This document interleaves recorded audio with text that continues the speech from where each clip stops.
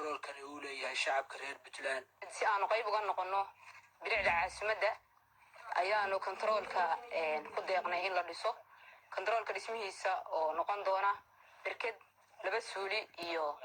saddex xafiis oo qol uu yahay laba xafiis qol u dhigma oo lacag 30 kun ku dhow ay ku bixi doonto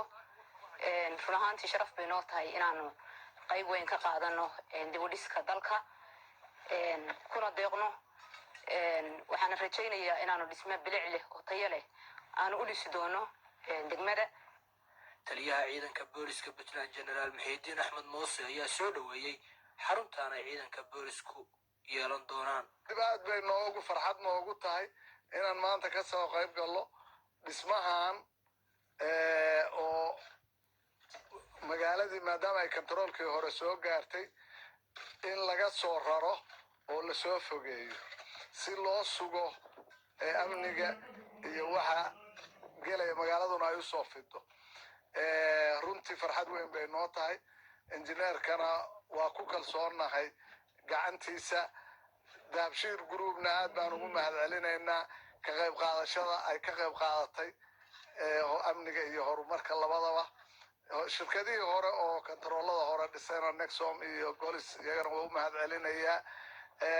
runtii dhismuhuna intaa noqon mayo waan ku daraynaa waayo halkan waxaan rabnaa saldhig aeroboortku control iyo saldhig isku jira saldhigana insha Allah dhismihiisa waa bilaabaynaa duqa caasimadda Puntland ee Garowe Axmed Saciid Muuse ayaa u mahadceliyay shirkadda Samtel waxa uu sheegay in dawladda hoose ay ku dadaali doonto ka shaqaynta xoojinta amniga caasimadda waxaan leenahay Samtel aad iyo aad baa u mahadsantihiin mar walbana abaal baan idinka haynaa hawlaha wanaagsan waxaan kaloo abaal idinka haynaa sida aad uga shaqaysaan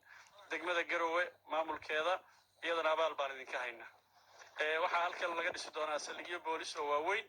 waxa laga dhisayaa jeelal yar yar oo loogu talagalayo in wixii inta laga gaarsiinayo jeelka weyn lagu sii hayo dadka waxa laga dhisayaa dhismayaal kale oo amniga